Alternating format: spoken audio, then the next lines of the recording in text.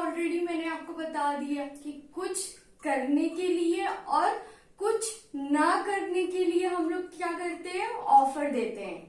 ठीक है, और दोनों ही ऑफर वैलिड होते हैं। बस कुछ ना करने के लिए हम जो बोलते हैं वो हमारा कोई और जो लॉ है वो वॉयलेट ना करे। ओके, इतना समझ में आ गया आपको। अब देखो सारे एग्जाम्पल्स भी मैंने आपको समझा दिए।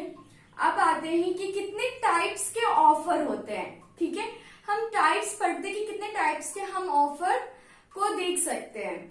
देखो पहला है जर्नल ऑफर।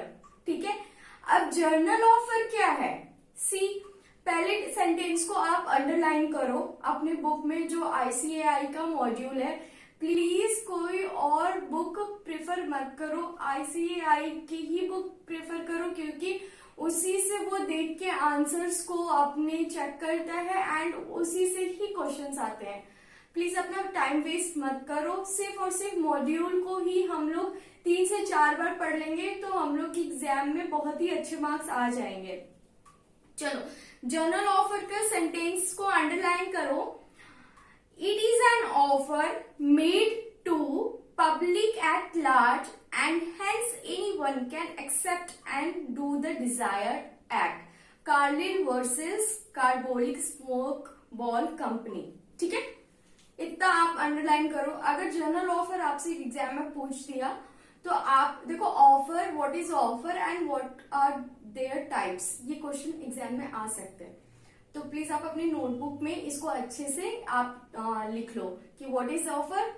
मैं क्वेश्चंस आपको भेज दूंगी टेलीग्राम पे कि इंडियन कॉन्ट्रैक्ट एक्ट के जो जितने भी क्वेश्चंस होते हैं, जितने भी केस स्टडीज होते हैं, वो सारे के सारे मैं क्वेश्चंस बना के टेलीग्राम पे उसको सेंड कर दूंगी। तो आप लोग वहां से पढ़ लेना एंड आंसर्स भी मैं सारे शेयर कर दूंगी। तो देखो इतना आपने अंडरलाइन कर दिया। अब इसको हम लोग समझते हैं। देखो पीपीटी से हम लोग इसको समझते हैं। ओके, अब वो बहुत इंटरेस्टिंग लगेगा। देखो क्या हुआ, एक कंपनी है। ठीक है, कंपनी क्या हुआ, उसका क्या नाम है, कार्बोलिक स्मोक बॉल कंपनी। 1893 की केस है ये। ठीक है, कार्बोलिक स्मोक बॉल कंपनी का नाम है। अब कंपनी ने क्या किया, एक न्यूज़पेपर में एडवर्टाइजमेंट दिया। ठीक है, न्यूज़पेपर में एडवर्टाइजमेंट क्या दिया उसने कि जो भी मेरी जो मेडिसिन बनाई गई है, ठीक है, अगर उसको कोई खाता है और उससे अगर उसको इन्फ्लुएंजा हो जाता है तो कंपनी क्या करेगी, $100 का रिवॉर्ड देगी। ठीक है, तो यहाँ पे क्या हुआ कि एक लेडी ने, जो उनका नाम था कार्लिन ने वो एडवर्टीजमेंट जो थी न्यूज़पेपर में जो उन्होंने छपवाई थी और उसको पढ़ा। उन्होंने बोला वाह यार ये अच्छा है, मैं इन्फ्लुएंजा से जो कॉन्ट्रैक्टेड नहीं होंगी तो अब ये मैं खा लेती हूँ। तो उसने क्या किया कि एक जो बॉल होता है, एक बॉल्स ले आई। ठीक है, अब उसको वो एक दिन में 3 टाइम्स वो खा रही थी और मतलब 2 महीने तक वो खाई। ठीक है, तो अब वो क्या हुआ उसको कि 17 जनवरी को उसको इन्फ्लुएंजा हो जाता है, मतलब उसको फ्लू हो जाता है। इन्फ्लुएंजा बेसिकली फ्लू होता है जो कि कोल्ड, कफ, सोर थ्रोट, ये सारी चीजें होती है। ठीक है, तो अब उसको क्या हुआ, 17 जनवरी को उसको क्या हुआ, इन्फ्लुएंजा हो गया 1892 में। ओके, अब उसने क्या किया, उसके जो हस्बैंड ने ना कंपनी को क्या किया कि लेटर्स लिखा कि भाई तुमने जो एडवर्टीजमेंट डाले थे ना उससे मेरी वाइफ जो है ना उसको फ्लू हो गया है। आपका ये जो मतलब आपने जो एडवर्टीजमेंट डाली थी कि जो भी आपकी मेडिसिन जो खाएगा वो उसको इन्फ्लुएंजा नहीं होगा, तो लेकिन मेरी वाइफ को तो इन्फ्लुएंजा हो गया, मेरी वाइफ को तो फ्लू हो गया, आप रिवॉर्ड दो हमें। तो 2 लेटर्स उसके हस्बैंड ने कंपनी को भेजे। अब यहाँ पे क्या हुआ, कंपनी ने वो लेटर देखा और बोला बकवास है, छोड़ो यार, इसको रिस्पॉन्स नहीं देते हैं। अब उसने कंपनी ने क्या किया, रिस्पॉन्ड नहीं दिया। अब उसके हस्बैंड को गुस्सा आया, बोला कि यार ये क्या बात हुई, उसने तो एडवर्टीजमेंट डाली थी, उसने तो ऑफर दिया था कि उसकी अगर कोई स्मोक बॉल कंपनी की जो भी मेडिसिन होगी, जिसने पर्टिकुलर मेडिसिन वो बना रहा था फ्लू के लिए, अगर उससे कोई किसी को फ्लू हो जाता है तो उसको $100 मिलेगा। तो ये क्या बात हुआ, मेरी वाइफ तो 3 टाइम खा रही थी एक दिन में, उसको कैसे हो गया। वो जितने भी इंस्ट्रक्शंस उसने कंपनी ने दिए थे वो सारे उसको फॉलो किए उसकी वाइफ ने, ठीक है, फिर भी उसको फ्लू हो गया। अब यहाँ पे कंपनी ने क्या किया, रिस्पॉन्ड नहीं दिया उसके हस्बैंड को। तो उसके हस्बैंड ने क्या किया, देखो उसके हस्बैंड ने बोला डोंट वरी वाइफ, हम लोग चलेंगे कोर्ट में, सू कर देंगे उनको, कंपनी वालों को। तो वो वहां पे कोर्ट में गए। अब देखो डिफेंडेंट और प्लेंटिफ, डिफेंडेंट कौन होता है, जिसने यहाँ पे कंपनी जो है वो डिफेंडेंट है, और प्लेंटिफ कौन है, जिसने सू किया है, ठीक है, जिसने केस डाला है, उसको बोलते हैं प्लेंटिफ। अब यहाँ पे क्या हुआ, प्लेंटिफ के जो लॉयर है और कंपनी के जो लॉयर है, ठीक है, आप देख रहे हो ना, यहाँ पे उनके लॉयर और उधर कंपनी के लॉयर। अब इनको बोलते हैं जज साहब को कोर्ट में जाके कि जज साहब, इसने तो एडवर्टाइजमेंट डाला था कि जो भी इसकी कंपनी की मेडिसिन खाएगा और इंस्ट्रक्शन को फॉलो करते हुए उसको फ्लू नहीं होगा, और अगर हो भी जाता है तो हम उसको $100 का रिवॉर्ड देंगे। अब यहाँ पे डिफेंडेंट ने क्या बोला जज साहब के सामने कि जज साहब, ये तो मैंने ऐसे एडवर्टीजमेंट डाल दिया था, ये सीरियसली नहीं था। अब वहां पे क्या हुआ, जज साहब ने क्या जजमेंट दिया कि आपने क्या किया, एडवर्टाइजमेंट डाल के न्यूज़पेपर में जो है आपने उसको बोल के एक ऑफर को दिया है, और जब वो जनरल पब्लिक में है, ठीक है, वो न्यूज़पेपर बहुत लोग पढ़े होंगे, लेकिन उस पब्लिक में से कार्लिन ने उसको एक्सेप्टेंस दे दी, ठीक है। यहाँ पे कार्लिन ने क्या किया, उस गोली को, उस मेडिसिन को वो खा के सारी इंस्ट्रक्शन को फॉलो करके उसने क्या किया, एक्सेप्टेंस दे दी, और उन दोनों के बीच में क्या हो गया, कॉन्ट्रैक्ट हो गया। मैंने पहले ही बताया कि एक लोग ऑफर देगा और दूसरा लोग एक्सेप्टेंस देगा, तो वो बन जाता है कॉन्ट्रैक्ट, ठीक है।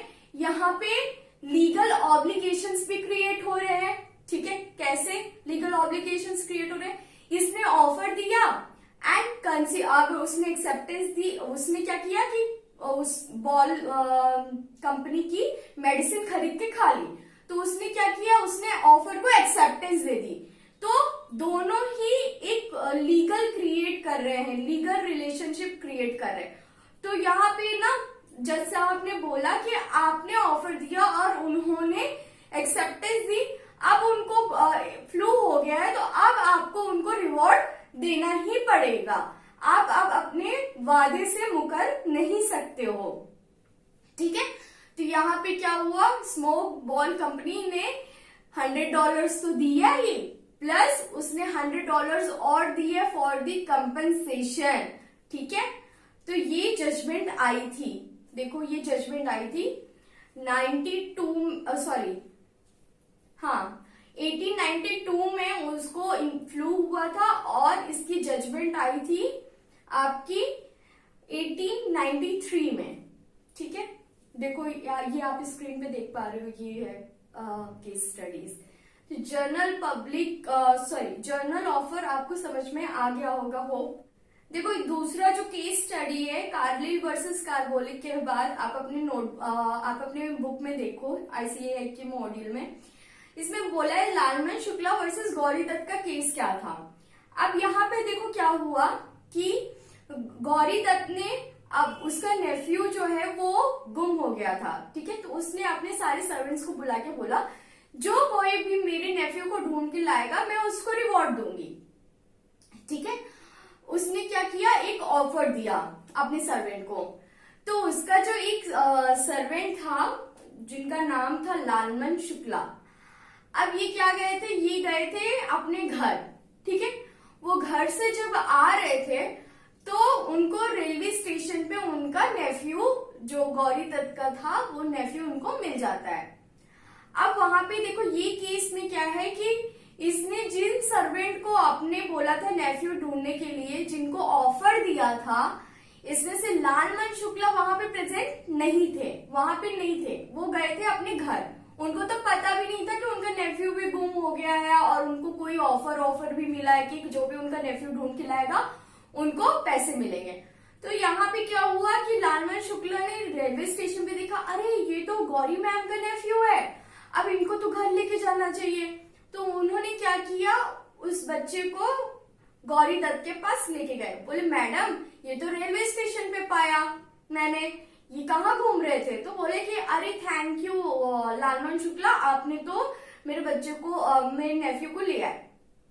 तो फिर वो सर्वेंट जब जाता है, ज्वाइन करता है फिर से घर से आने के बाद, तो उसके जो अदर कलीग्स थे, जो अदर सर्वेंट थे जिनको ऑफर दिया गया था, गौरी दत्त ने जिन्होंने दिया था, तो उन्होंने बोला तूने तो उनके घूमे हुए नेफ्यू को लेके आए हो, अब तो तुमको उन्होंने जो रिवॉर्ड बोला था वो तुमको मिलना चाहिए।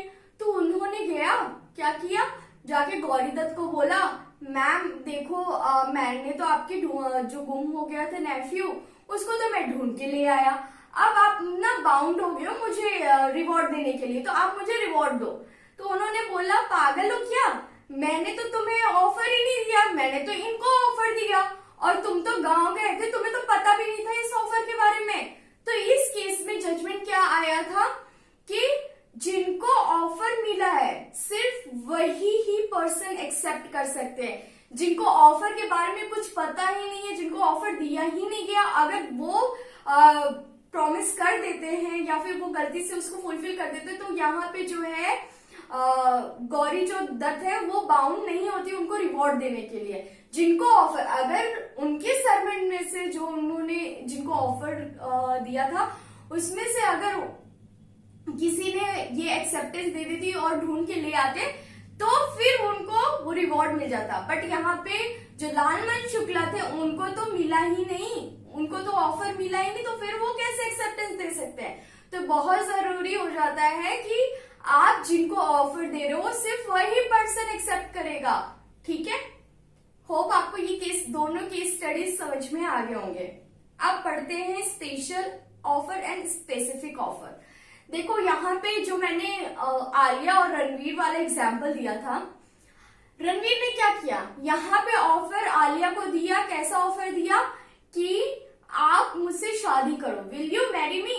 तो यहाँ पे रणवीर क्या है, एक स्पेसिफिक पर्सन को ऑफर दे रहे हैं। वो तो सबको जाके नहीं बोल रहे कि यार सब मेरे से शादी कर लो, ऐसा तो नहीं है ना। यहाँ पे तो सिर्फ रणवीर किसको ऑफर दे रहे हैं, आलिया को ऑफर दे रहे हैं। ठीक है, तो ये हो जाता है स्पेसिफिक ऑफर। आप किसी एक स्पेसिफिक पर्सन को या फिर एक स्पेसिफिक ग्रुप, फॉर एग्जाम्पल मैंने आपको बोला कि मेरे से जो बच्चे पढ़ रहे हैं ना, जो भी मेरे स्टूडेंट्स हैं, मैं उनको ना पिज्जा पार्टी दूंगी मतलब एग्जाम्स ओवर हो जाएंगे। तो यहाँ पे मैंने अपने स्टूडेंट्स को बोला है, ना कि मैंने सारे स्टूडेंट्स को बोला है। तो वो स्पेसिफिक ग्रुप ऑफ पर्संस हो गए, तो मैंने उनको ही सिर्फ ऑफर दिया है। तो वो स्पेसिफिक ग्रुप को भी आप दे सकते हो या फिर स्पेसिफिक पर्सन को ऑफर दे सकते हो। Underline the sentence, when the offer is made to a specific और and a certain person, it is known as specific offer. ठीक है, बोल्टन वर्सेस जॉन का केस है, इसमें आप मेंशन कर देना, नहीं भी करोगे तो इट्स ओके। ठीक है, आप देखो क्रॉस ऑफर के बारे में पढ़ते हैं कि क्रॉस ऑफर क्या होता है। ठीक है, कि क्या होता है। अब क्रॉस ऑफर को समझने के लिए सबसे पहले हम लोग पीपीटी के थ्रू हम लोग समझते हैं कि क्रॉस ऑफर क्या होता है। क्रॉस ऑफर देखो, यहाँ पे आलिया ने क्या बोला रणवीर को कि मैं 2 करोड़ रुपीस में अपना घर बेच रही हूं। तो वहां ने रणवीर ने क्या किया, जब इसने लेटर वो रणवीर को जब भेज रही थी, तो उधर से क्या हुआ, रणवीर ने दूसरा लेटर भेज दिया कि मैं आपका घर खरीदना चाहता हूँ 2 करोड़ रुपीस में। तो क्या हुआ, क्रॉस ऑफर हो गया। दोनों ने एक दूसरे को सेम चीज पे ही प्रपोजल दिया। ठीक है, तो उसको बोलते हैं क्रॉस ऑफर। होप आपको क्रॉस ऑफर समझ में आ गया होगा। और आप प्लीज अपने नोटबुक में ये लिखो व्हेन क्रॉस ऑफर के नीचे, और ये डायग्राम भी बना लेना अपनी कॉपी में एक छोटा सा नोट करके। When two parties exchange identical offer, ignorance of other offer, they have made cross offer। ठीक है, ये अपनी नोटबुक में आप लिख लो। When two parties exchange identical offer, ignorance of other offer, they have made a cross offer। ठीक है, अब देखो काउंटर ऑफर के बारे में पढ़ते कि काउंटर ऑफर क्या होता है। काउंटर ऑफर जैसे फॉर एग्जाम्पल आप क्या करते हो कि शॉप पे जाते हो, ठीक है, तो आप शॉप पे जाते हो तो आप बोलते हो भैया एक अच्छी सी ना जीन्स दिखाना, ठीक है, तो शॉपकीपर जो होता है वो अच्छी सी जीन्स दिखाता है, वो बोलता है कि सर इसकी कॉस्ट इसकी जो कॉस्ट है वो 1000 रुपीज है, लेकिन आप ना 950 रुपीज में दे दो। तो आप क्या करते हो, अरे नहीं भैया ये तो 950 बहुत ज्यादा है, आप 500 में दो, ठीक है। तो उसने बोला कि सर 500 तो बहुत ज्यादा है, सॉरी 500 तो बहुत कम है, आप सोचो हमारी तो इतनी खरीदी भी नहीं होती है, इतना तो हमारा लग जाता है, पैसा ही लग जाता है, ये हमारे डे टू डे लाइफ में होता है, आप वो रिलेट कर पा रहे होगे। तो शॉपकीपर बोलता है कि सर आपका ना मेरा आप 550 रुपए में कर दो। कहते नहीं नहीं भैया आप 450 में करो आप। तो कहते हैं सर ये तो आप और नीचे चले गए, अब देखो सर ये बहुत ज्यादा हो रहा है, आप तो और पैसे कम कर रहे हो, 50 रुपए और कम कर दिए। तो शॉपकीपर ने बोला सर देखो आप ना 475 रुपए में दे दो मेरे को। तो यहाँ पे क्या हुआ, एक दूसरे को ऑफर काउंटर कर रहे हो। उसने पहले क्या बोला कि 950, फिर आपने बोला 500, फिर उसने बोला कि नहीं सर आप प्लीज थोड़ा ज्यादा दो, 550 दो, तो आपने क्या बोला कि 450 में दूंगा। तो फिर उसने बोला कि नहीं सर 475 पे दो, तो आपने बोला कि देखो भाई मैं 450 से नीचे सॉरी 450 से ऊपर मैं नहीं दूंगा, तुम्हें देना है 450 में तो बताओ, नहीं तो मैं चलता किसी और शॉप पे, ठीक है। तो यहाँ पे क्या हुआ, काउंटर ऑफर में एक दूसरे को आप काउंटर कर रहे थे, वो आपको ऑफर दे रहा था फिर आप उसको ऑफर दे रहे थे, फिर वो आपको ऑफर दे रहा था फिर आप उसको ऑफर दे रहे थे, फिर उसके बाद आप जाके एक जगह के पे स्टैग्नेट हो जाते हो, एक जगह पे रुक जाते हो, दैट इज 450 रुपीज।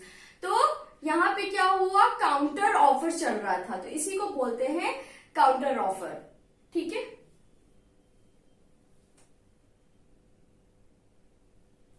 और काउंटर ऑफर आप एक नोट में आप लिख दो, ठीक है। Counter offer amounts to rejection of original offer, ठीक है, आप लिख लो कॉपी में please.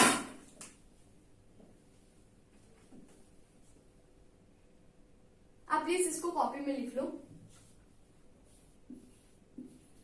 Counter offer amounts to rejection of original offer. पहले ओरिजिनल ऑफर उसने कितना दिया था आपको, दैट इज 950, फिर ओरिजिनल को फिर आपने काउंटर किया तो फिर क्या हुआ 500, ठीक है। तो ऐसे ही जो काउंटर ऑफर होता है वो रिजेक्शन हो जाता है ओरिजिनल ऑफर को, ठीक है। स्टैंडिंग एंड कंटिन्यूइंग ऑफर क्या होता है, इसका एक पॉइंट लिखो आप, it consists of an offer to supply goods as and when required during a certain period of certain price, ठीक है। ये लिखो आप कॉपी में, या फिर मैं लिखवा दूं, को मैं लिखवा देती हूँ।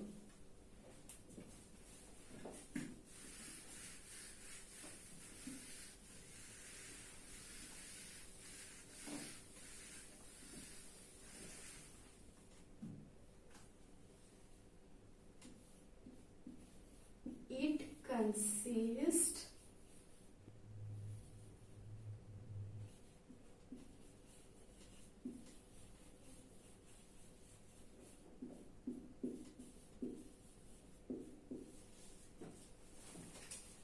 यहाँ पे अपनी नोटबुक में लिखो स्टैंडिंग एंड कंटिन्यूइंग ऑफर।